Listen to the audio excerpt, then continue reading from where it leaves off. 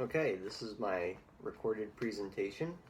I wanted to make a presentation on something that I thought was pretty interesting, which is the discovery of America to the creation of the Constitution.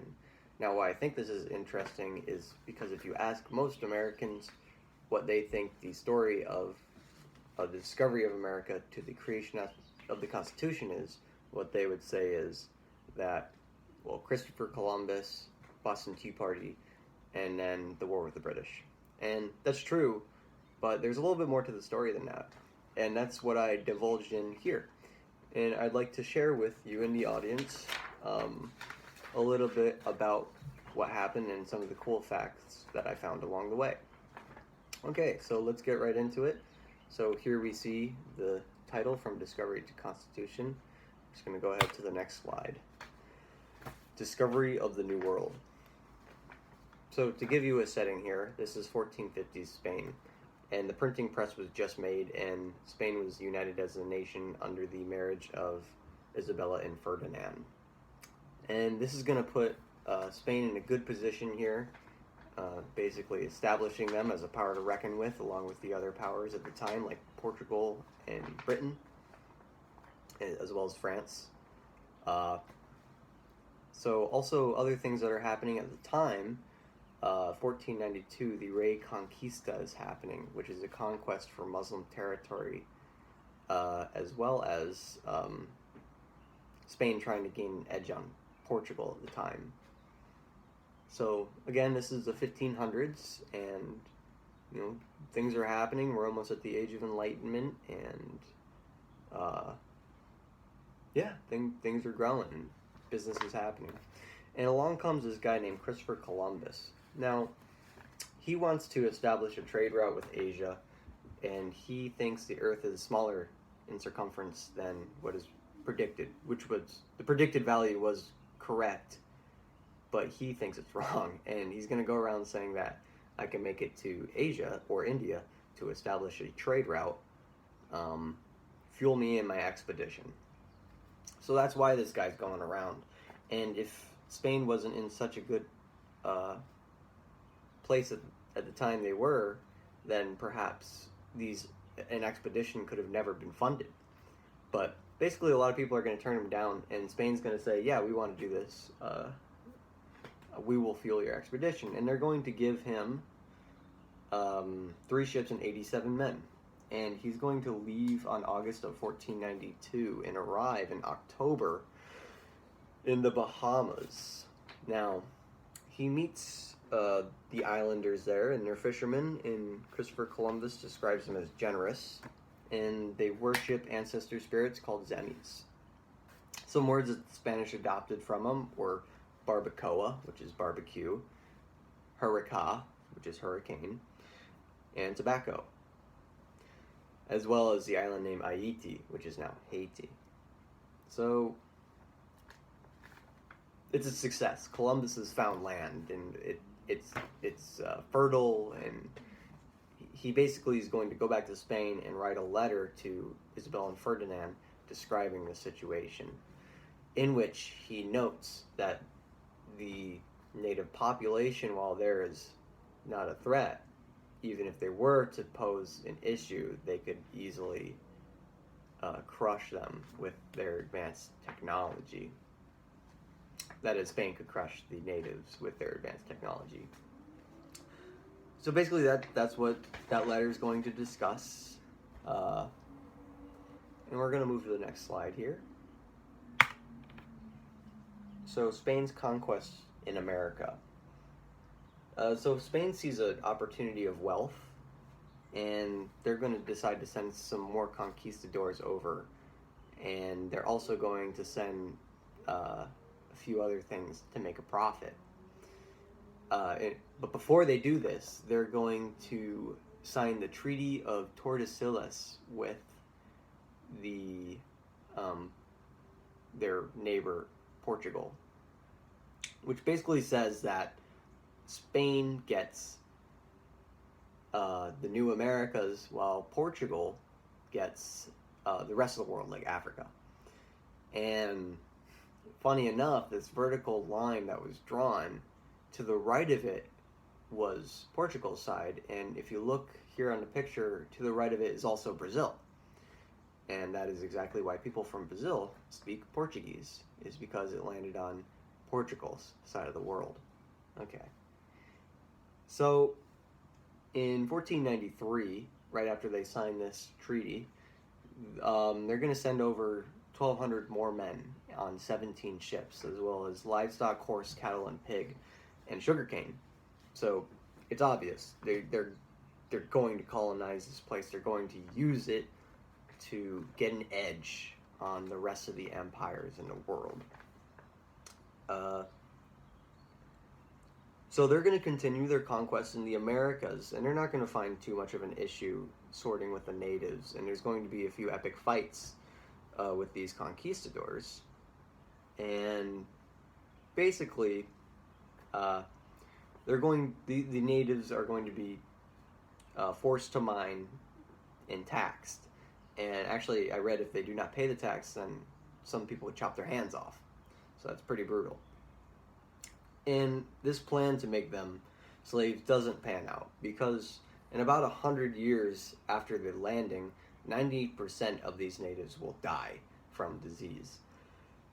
We could attribute the trade networks to spreading this 100%, and we could explain the immunity from the Spaniards due to their city life. So they were very close quarters and thus more immune to the diseases that they spread.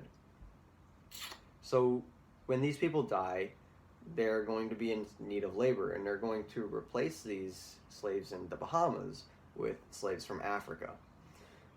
And basically, by this point, the Columbian exchange is established. There is now an established trade route between the New World and Spain. And we're actually going to see a few other countries get into this, but a few things worth mentioning is that Spain's risk paid off. They did risk fueling Columbus's journey. It wasn't a guarantee, but it paid off in loads of gold.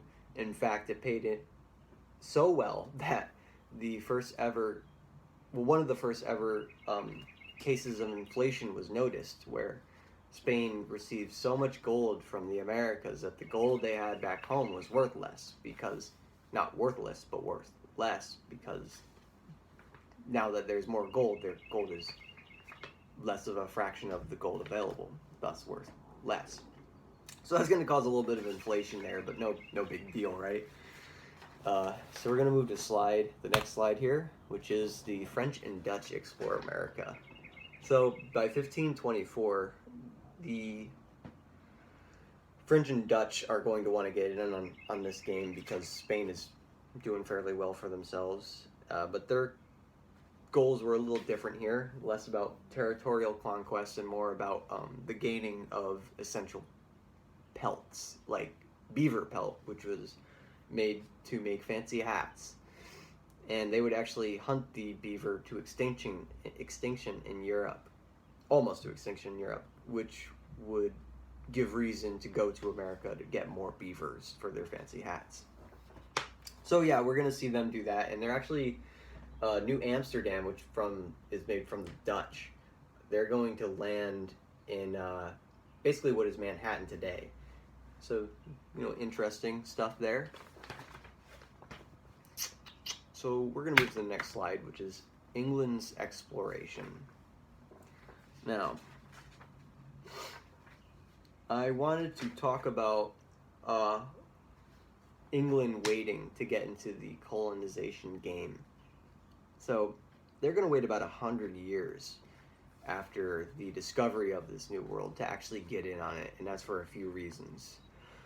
Number one is that England was having issues at the time. So around the 1500s, we're going to see Henry VIII come in, and he's going to like women, he's going to like all kinds of fun stuff, and he's going to turn the religion of the kingdom to Protestant, which is a big issue. He's also going to be subduing Scottish territories which was also an issue. And they're also going to be suffering from economic depression, and this leads to crime and more poverty. And this can be attributed to the enclosure movement that was happening at the time. Basically, the introduction of private property, which said, let me give an example. Peasants used to live, they would farm, they would hunt, and that's how they would eat. Now, if they farm or hunt on somebody else's property, because now they're enclosed within their own property, that could lead to consequences. Thus, people cannot gain food in the means that they used to be able to, and are suffering as a consequence.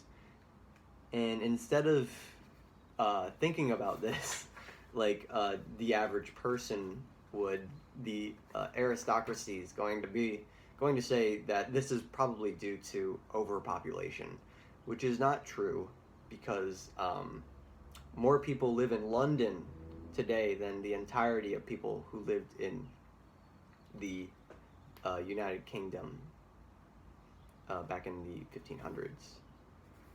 So, yeah, they're going to blame overpopulation on this kind of stuff, and it's going to also incentivize why they want to send people over. And so, into my second reason why England waited up to 100 years is that they were just sending over pirates through their awesome navy to plunder Spain's treasure. So Spain would take it from America, start coming back to Spain, and then the king would send his navy and just take Spain's stuff. So this worked out for a while. But eventually, they're going to want to get in on this themselves. And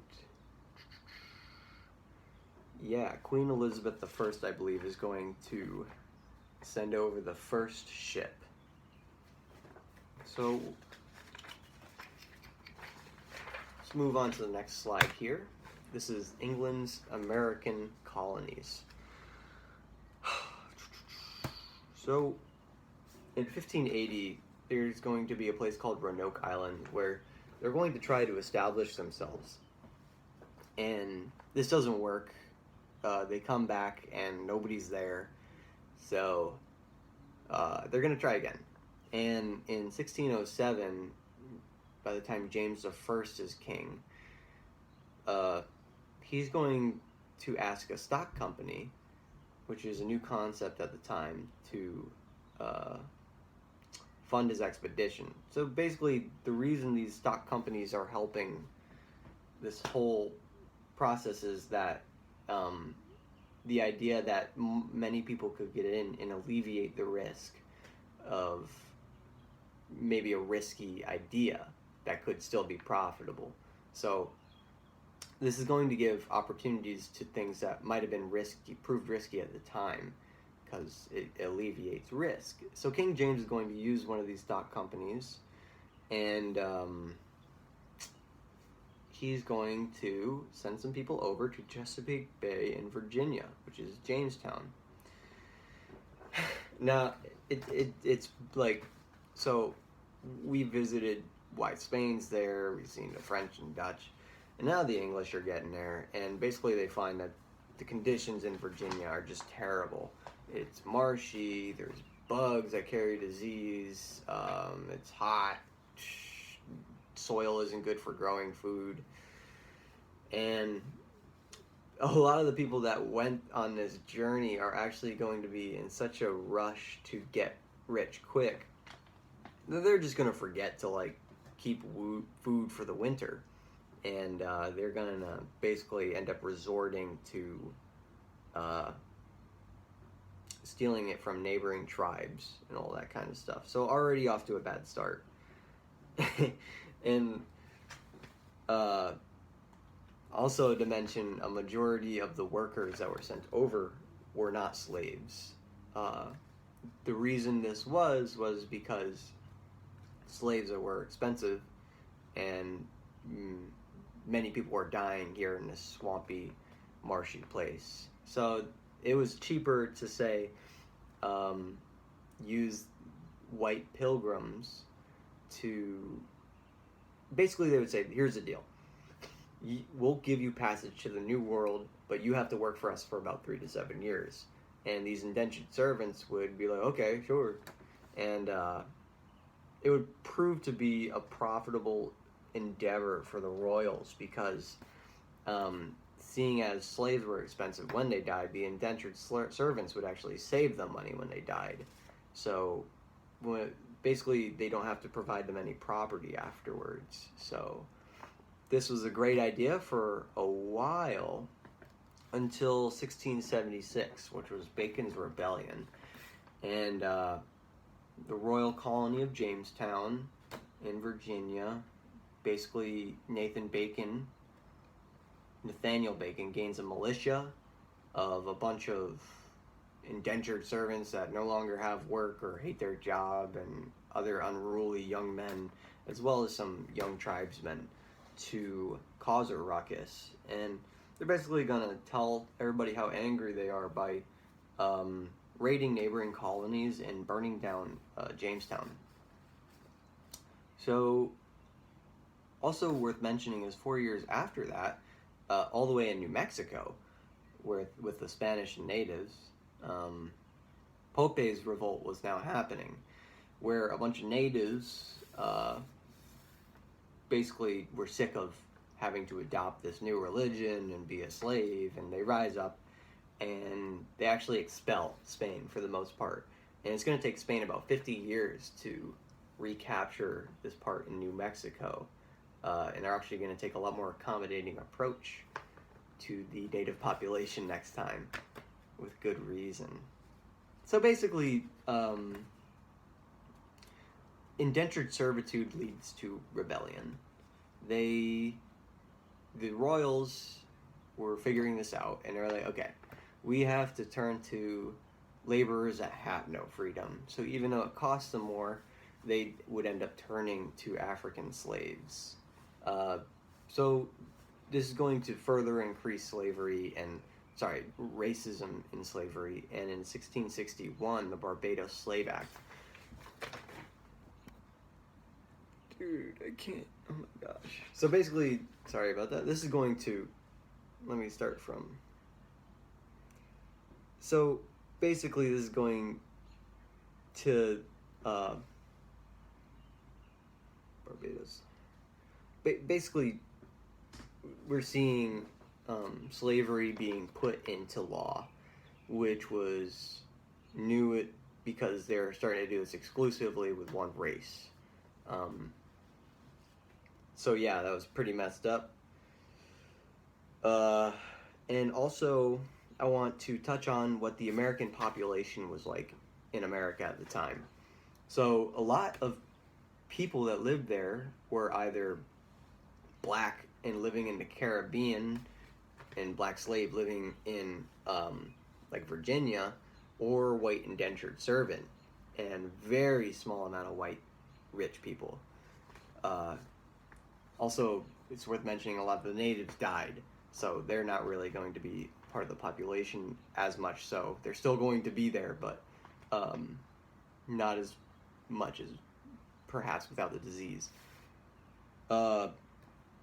So yeah, that's going to be the majority population in America at the time, around the 1600s to 1700s, are these lower class or slave people. And I think that has a lot to play into the country we are today. So moving along here, we're going to go to the next slide and talk about the creation of what is the United States of America.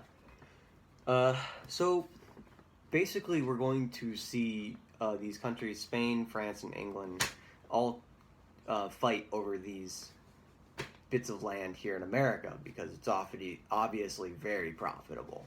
So they're going to fight over it. And we're going to see this war called the 7 Years' War, the French Indian War, War of the Conquest, the Pomeranian War, the Third Silesian War, and the Third Carnatic War. All names for the same war because it happened in many places in the world. So this is really one of the first global wars. because it's fought in many places. But where I want to touch is the part that's important to all the Americans. On the picture there, we can see Florida is owned by Spain, France, and the red is the UK. And the UK and France are going to battle it out. And in fact, George Washington's going to be sent over in 1754 to build a little fort there. And around 1763, England is going to win this war, and they're going to sign a Treaty of Paris, one of the many. So basically, out of this winning, England wins New France, Florida, and the Caribbean, and England's seen as a world power as well after this war. And England's going to impose a tax on the colonists in the region that they occupied, saying that we protected you, you need to pay us for the protection. And this is going to make a lot of people angry, and it's going to lead to the Declaration of Independence. So yeah, I hope this was an informative, interesting topic. I know it was interesting to me, kind of understanding why things are, understanding why people in Brazil speak Portuguese, and just there's a lot of things that tie things together here that I thought was pretty incredible. So before I go, I'd like to leave us off on the last slide here on leaving thoughts, and I want to talk about this one little line here from Thomas Jefferson,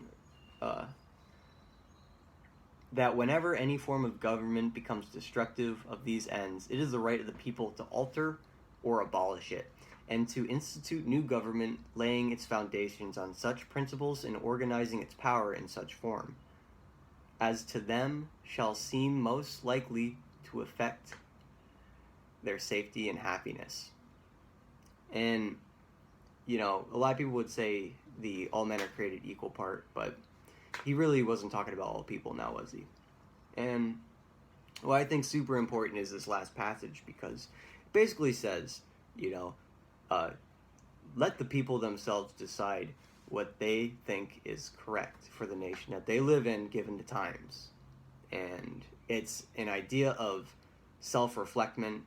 It's an idea of